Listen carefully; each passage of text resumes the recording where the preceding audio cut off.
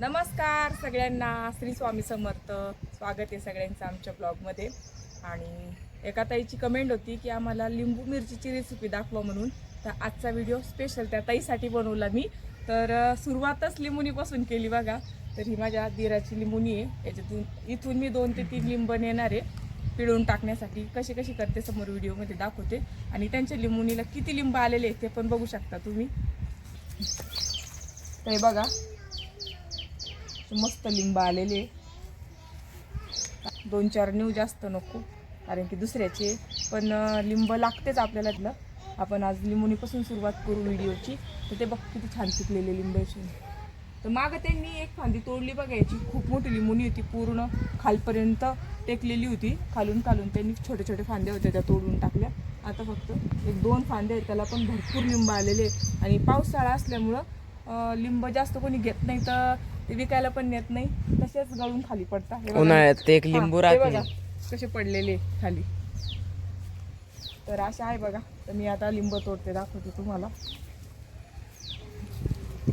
चांगले पिवळे तोडा लागते. बघा ताई, इथे छान असं लिंबुनीला घरटं केलेलं आहे. अंडी नाही त्याच्यात आहे सोनू. अंडे पाहिजे होते दाखवायला, आहे ना.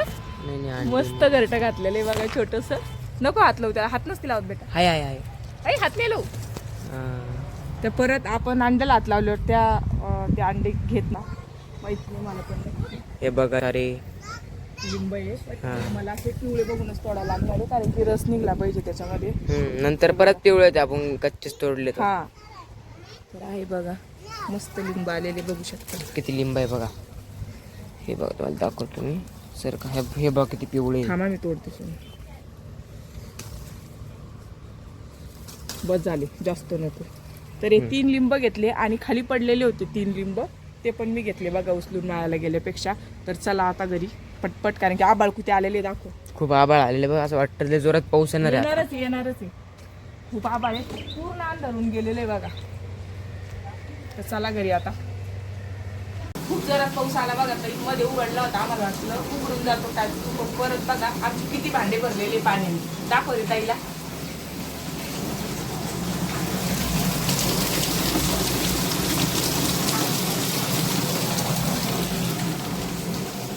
तर सगळ्यात अगोदर या स्वच्छ मिरच्या धुवून घेतल्या बघा ताई मी. या फिक्क्या मिरच्या आहेत जास्त, म्हणजे ज्यांना तिखट आवडतं त्यांनी तिखट घेतल्या तरी चालत्या. म्हणजे तिखट खात नाही त्यांच्यासाठी या फिक्क्या मिरच्या भेटतात. तर फिक्क्या मिरच्या आणलेल्या आहे. आम्ही काय आणलं नाही, आम्हाला वानुळा आलेला आहे बघा. तर अशा एवढ्या मिरच्या घेतल्या मूठभर मी. थोडेसे 1-2 तिखट पण घेतले त्याच्यामध्ये, पण चव छान लागते त्याच्यामुळं. आणि त्याला असे मी 2-3 भाग करून घेते त्याचे. तर छान बघा ताई, अशा मिरच्या इकडं मी कापून घेतल्या. तर ह्या मिरच्या सगळ्यात अगोदर आपल्याला कलसून घ्यायचे. कशा कलसायचे ते दाखवते मी. आमची पोळी आरवली. असंच तेल टाकते बघा, थोडंसं तेल टाकलं याच्यामध्ये. आता थोडीशी हळद टाकते. थोडी जास्त जरी झाली हळद तर चांगलंच आहे, चव चांगली लागते. जेवढी जास्त हळद असते तेवढी. तर इकडे छान अशी हळद टाकून घेतली.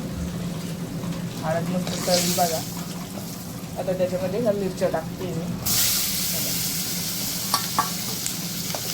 त्याला छान घालून घ्यायचं बघा मस्त.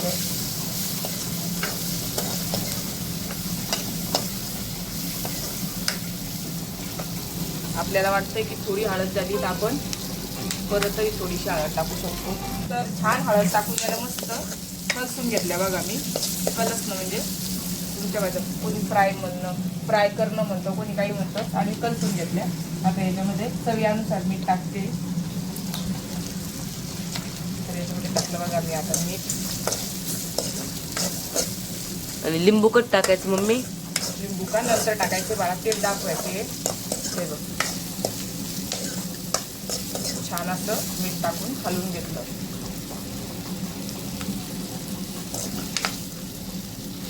आणि आता लिंबू कापून घेते. आम्ही इतके लिंबू आणले, त्यातले 2च घेतले. 2च लिंबू लागते, जास्त नाही आंबट करायचं ना. तर मस्त लिंबू कापून घेतले. मी जे खाली पडलेले लिंब होते तेच वापरते बघा, कारण की वायाला गेल्यापेक्षा जे पिवळे लिंब आहे अगोदर ते वापरून घेणार आहे. त्याच्या बिया वगैरे काढून घ्यायच्या कापून. आणि असं वरतून त्याच्यामध्ये पिळून टाकायचं बघा ते.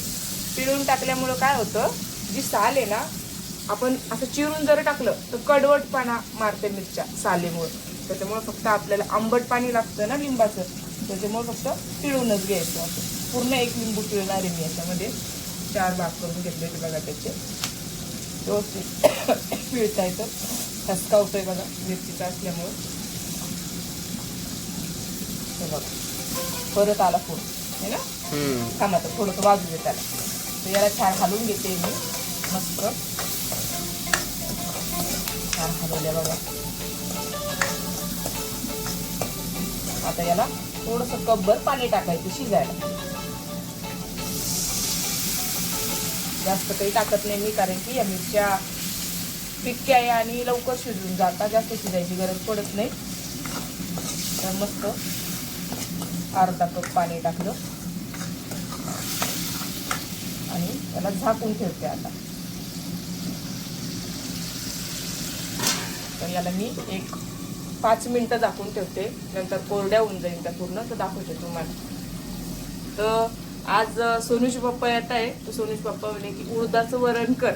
आम्ही सकाळीच उडदाचं वरण केलेलं होतं बघा ते. तर परत त्यांची फरमाईश आहे आता की उडदाचं वरण तर काळ्या मसाल्याचं. तर त्याच्यासाठी छान 2 कांदे दे सोनू मला. तर आज मी थोडंसं वेगळ्या पद्धतीचं वरण करणार आहे. तर ते पण दाखवते समोर तुम्हाला रेसिपीमध्ये. तर इकडं 2 कांदे मी छान असे चिरून घेते आणि भाजायला टाकते बघा. असे कापून घेतले का आतपर्यंत छान भाजतात. 1-2 कांदे आपल्या मिरच्या झाल्याच्या नंतर भाजावं लागणार आहे, कारण की आमचा गॅस काही मिळाला नाही. उद्या मिळेल आम्हाला गॅस. उद्या जाऊ आम्ही गॅस आणायला. आजच्या दिवस कसं तरी जपून घ्यावं लागणार आहे.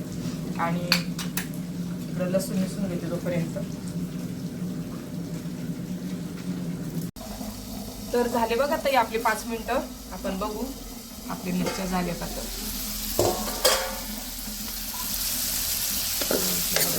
सुंदर दिसतंय बघा. दिसता सुंदर आहे. चव काय माहिती कशी झालेली इथं. आता वरतून याच्यामध्ये मी हे अर्ध लिंबू पिळून टाकते. 1 लिंबू आपण अगोदर टाकलं बघा आणि अर्ध लिंबू वरतून. पण जसं तुमच्या मिरच्या असल्या कमी जास्त तसे लिंबू तुम्ही कमी जास्त करू शकता. आम्हाला जास्त आंबूस आवडतं त्याच्यामुळे आम्ही 1.5 लिंबू टाकलं मुठभर मिरच्यासाठी. तर हे बघा. आणि याला लगेच एका वाटीत काढून घेते मी आता. तर हे बघा आता एका वाटीत काढून घेते मी इकडं मस्त. बघू आता. इकडं बघा स्वच्छ असे तांदूळ धुवून घेतले. छान भात करते बघा. त्याच्यामध्ये आता मीठ टाकून घेते चवीनुसार. अगोदर भात करते का? दोन्ही सोबतच करते, पण भात सीताच्या शेगडीवर ठेवते, कारण की एका शेगडीवर खूप उशीर लागतो आणि आबाळ असं लाईट जाऊ शकते. त्याच्यामुळं काही तिकडं काही इकडं स्वयंपाक करून घेते बघा. तर छान असं कुकर लावलं. हे कुकर आंटीच्या शेगडीवर नेऊन ठेव. आणि इकडं पाणी छान गरम झालं बघा. आणि आपली उडदाची डाळ पण स्वच्छ धुवून घेतली. तर डाळ याच्यामध्ये टाकून घेते शिजायला. एवढं कुकर नेऊन ठेव आंटीची. ठीक आहे चालतं. हा तर सापडली बघा ताई आमची पळी. आता पळी मी टाकते. तर इकडं तिखट काढून घेतलेलं आहे मी उडदाच्या वरणाचं. माझी आई जसं वरण करते ना तसं सेम वरण करणार आहे मी आज. तर मी काय काय साहित्य घेतलेले दाखवते तुम्हाला. तर इकडं लसण, अद्रक, हिरव्या मिरच्या घेतलेल्या आहे बघा ताई. कांदा कापून घेतला. इकडं खोबरं घेतलेलं आहे. खोबऱ्याने खूप चटकदार लागतं म्हणे वरण. आणि इकडे घेतलेलं आहे घरगुती बोजवारा, आपलं जे आपण घरगुती साहित्य टाकतो, खसखस, जिरं, धने, तसं सगळं घेतलं. आता याला छान आणि कोथिंबीर घेतली. आणि कोथिंबीर घेतली. कोथिंबीर विसरले होते बाळा. तर सगळ्यात अगोदर मी याच्यावर टाकणार आहे कांदा, कारण की कांदा भाजायला वेळ लागतो. छान भाजून घेते माझा कांदा आणि त्याच्यासोबत हिरव्या मिरच्या पण टाकते.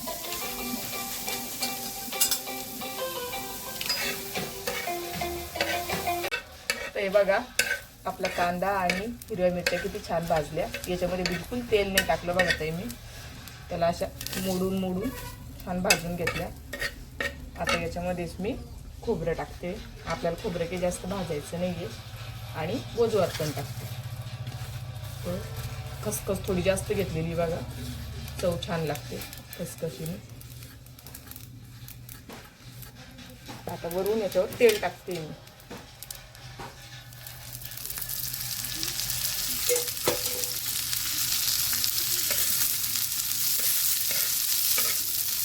याला छान आता भाजून घ्यायचं.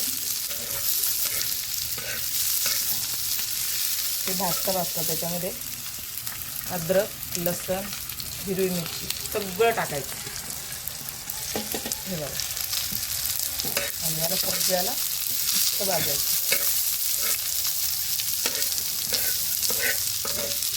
खूप छान लागते बघा. ते तुम्ही करून बघा. अशी डाळ मस्त चटकदार लागते. आणि तिखट थंड झाल्यावर काढायचं मिक्सरमधून.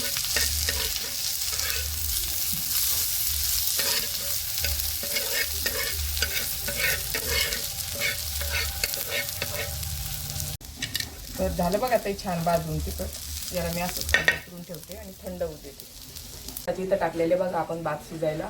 आणि इकडं आपलं उडदाचं वरण शिजते. वरण शिजणं पीठ भिजून झाकून ठेवते, म्हणजे छान भिजल्यावर मस्त पोळ्या येत्या. मी तिखट काढून ठेवते.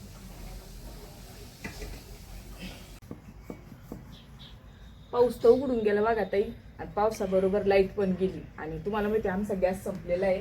तर उडदाचं वरण शिजणं झालेलं आहे, भात पण झाला, चपात्या आणि वरणाला फोडणी देणं बाकी होती.